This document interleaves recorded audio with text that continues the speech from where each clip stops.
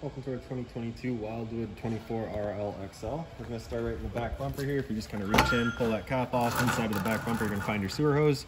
Just take note of those two ears right here. This will be hooking it up to your sewer system. And then the hose itself, once fully extended, is about 20 feet long. So just keeping it stored in the bumper back here, just to keep this sort of stench out of the unit, keep things a little bit fresher. In this corner, as well as in each corner of the trailer, you're going to find these stabilizer jacks here. So what they're going to do is they're just going to run down, contact the ground, give it another turn or so just to firm it up, and that'll just get rid of any sort of bounce or sway that you see you got in the unit right now. Keep things firm while you're out camping. In addition to that is also the JT strong arms. So you got that little T-handle there. You just be loosening that off whenever you're running the stabilizer jack up or down. Just allows the two tubes to telescope inside of each other. And then once you do have it set, you're just going to take that T-handle, tighten it down. That'll just get rid of any sort of forward and back motion as well. Up from there, you're going to find a cable and satellite inlets, just a coax cable plug into the respective ports, fire up at your TV location.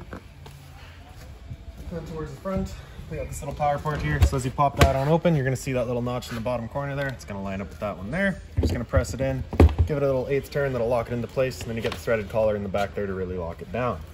Following the cord back, you're going to find a standard 30 amp end there. Most campsites are going to have that. You can plug straight on in, and you're good to go. We'd also provide you with a 15 amp adapter, so if you're looking to plug into a standard household outlet, you've got the power to do so. Ahead from there, we got your sewer system, so that cap there, you're just gonna kind of press it in, give it a turn, and it pops on out of there, and you see it's got the same ears that your sewer hose had, so that'll attach the same way. Just pressing it in, giving it the turn, and there you have it.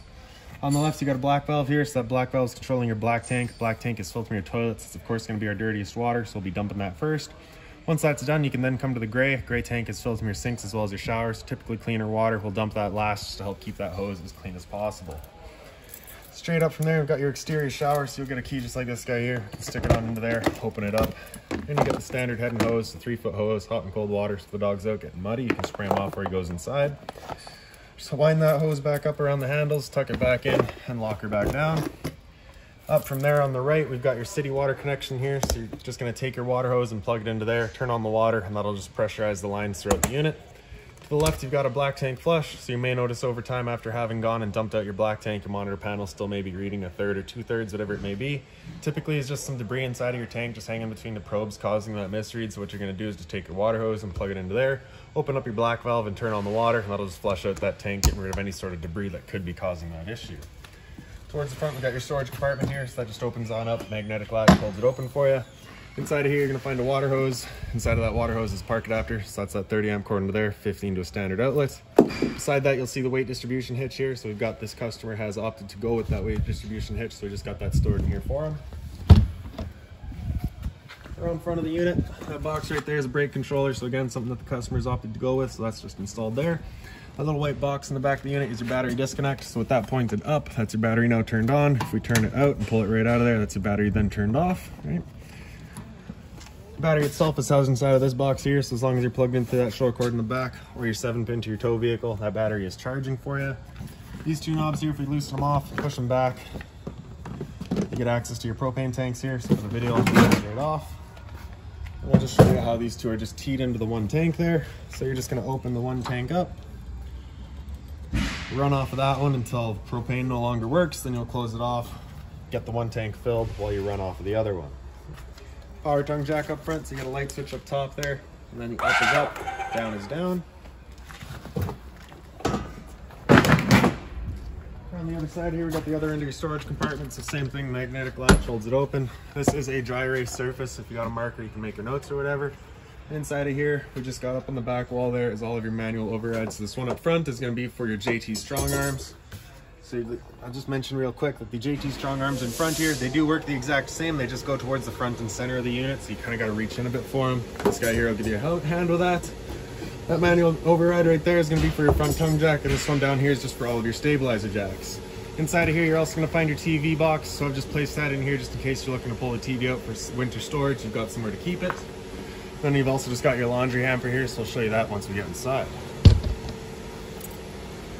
A couple of steps back, and we've got the power outlet here. So that is GFR protected, resets just inside of the unit.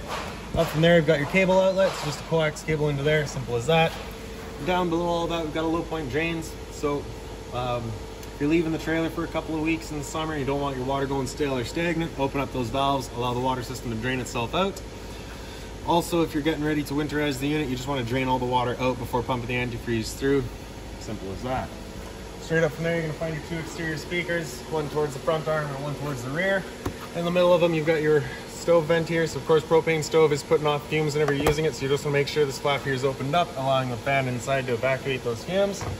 Once we're done, just pressing it back into place, you hear it click, and that just closes it off, prevents any dust from picking up in there.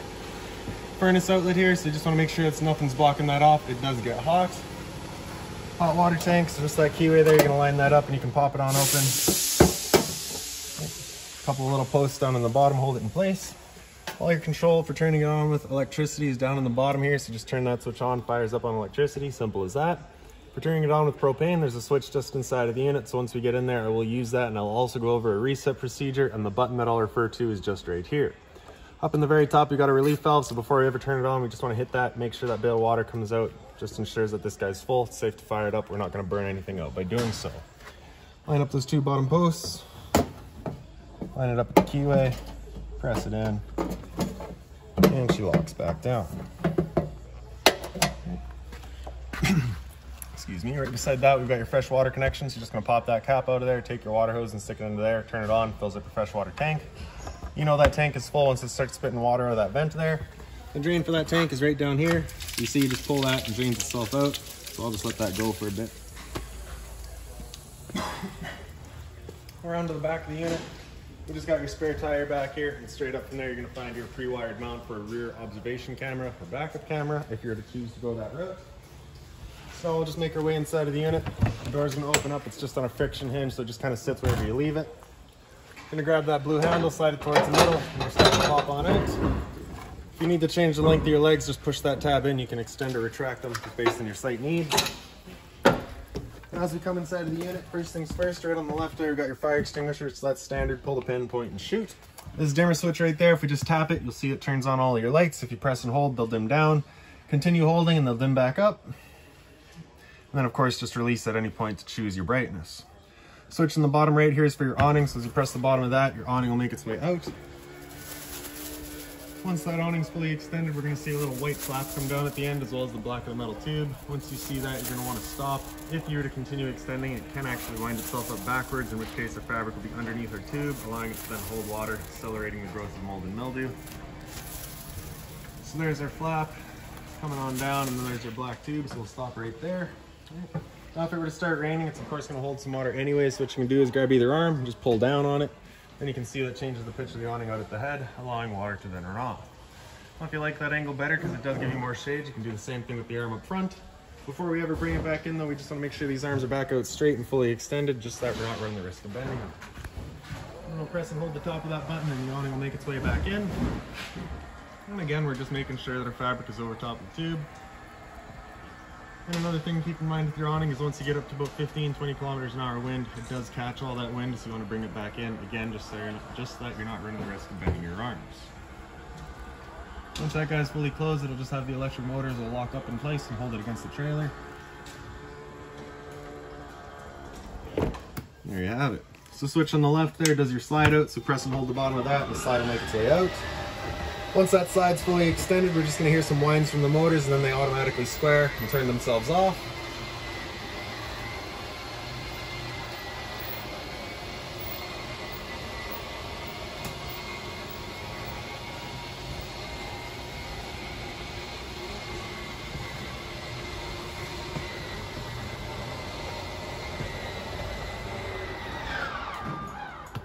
And there you go. So up from there on the left here, we've got your water pump switch. So turn that on, turns on your water pump, drawing out of your fresh tank to pressurize your lines. Beside that, we've got your water heater switch. So turn that on. That little red light up there will let you know that the ignition sequence will start. Once that light goes out, the sequence has started. It'll try that 3 times. If after the 3rd try, that hot water tank hasn't fired up, it's at that point we'll be going and using that reset button that we'd shown you. So start right here, you can hear the click of the igniter and the whir of the flame. We know that tank is good. Right, light switch on the left here does your accent light above your slide, and the light switch on the right does your awning light outside. Monitor system up top there, so on the left we get battery, so you can see we're currently C for charging, G would be good, F is fair, L is low. For your fresh tank, as you fill that up, you go to 1/3, 2/3 and full, same idea for your black and your gray. Right up top there you can see our pre-wired for solar, so if you do go that route, your charge panel will be installed right there. And then in the back of the unit here, kind of your lounge area, you do get a little bit of storage down here. Same thing on the other side. Storage right across the top as well. Right in the center here, there's also a little light there, so it's just on its own center push button. You'll notice the lights throughout the unit are on that center push button.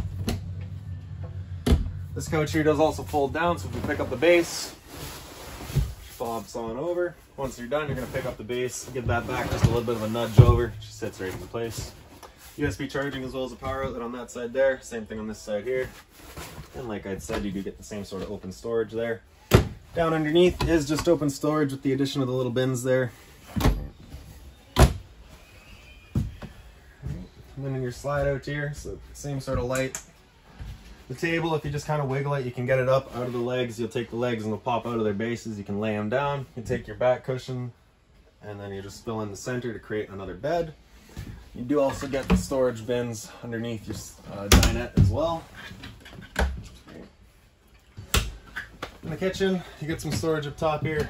So that little binder there has all of your owner's manuals, any remotes, anything like that for the unit, you're going to find right in there. Above the sink, there's also that little light. So you do get the mobile head, hot and cold water, of course. The sink cover is just folding, and it is also stainless. If you need to put something hot on there, you can. Your drawer storage down the side here. And the storage underneath the sink as well. So one screw right there gets this panel out of your way, and you get access to your hot water tank. So if you're looking to winterize the unit, right back there. Your water pump is also right back there as well. You'll notice this hose right here with the cap on it. That is your winterization hose. So you just pull that cap off, turn the valve around the other way at the end of the hose there, stick it into your jug of antifreeze, pump it through, and there you have it. Microwave up top here. It's pretty standard, just like home. Not much I'm going to teach you there. Down below that, we get your stove vents, the light on the left, fan on the right. So this is that fan that you want turned on whenever you're running your stove, just that we're evacuating all over here. The bifold cover for the stove just flips on back. Then you can take your knob here, turn it over to high, hit it with a sparker, and you see she fires right up. Now the first time you go to use your propane system, it can take a minute just to fire everything up, just because it'll have to clear all the air to the propane lines. It's perfectly normal.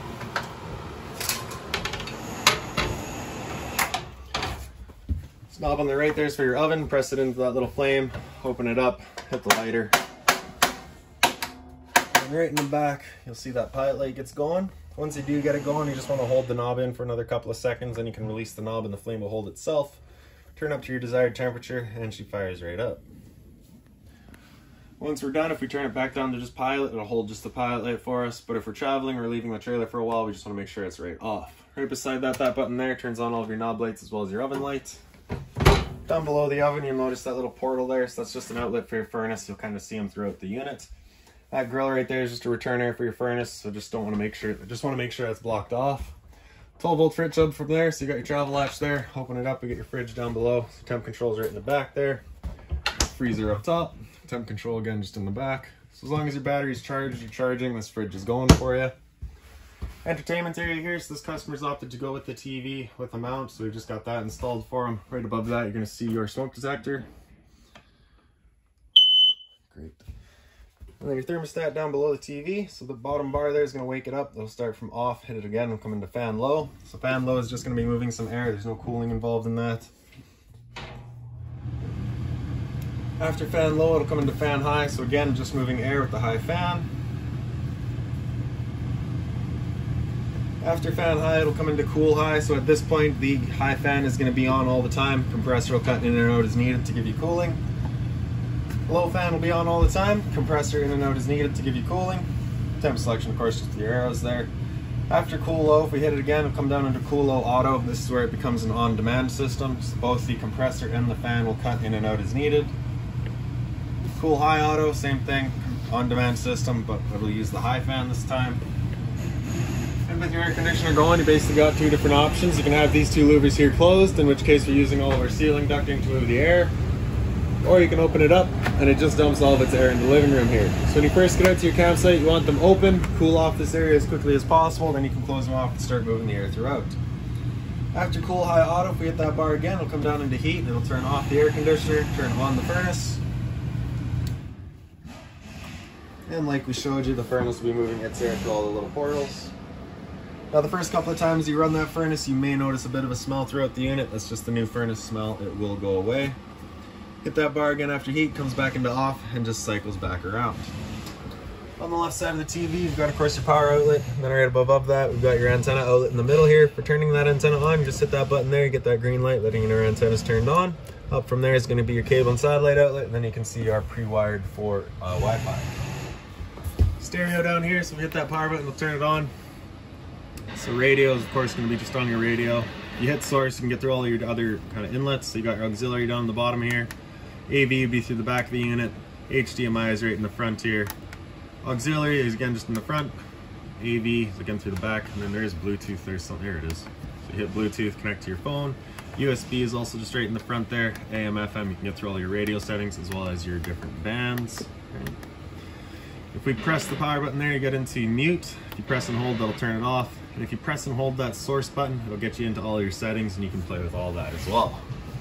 Down from there, you've got your fireplace, power button on the right there, turn it on. Center right, we've got your flame color. In the middle, we've got that bottom light. Center left, we've got the temp control, so off, low, and high. And then on the very far left, you've got a timer, 30 minutes up to 9 hours. Power button, turn it back off.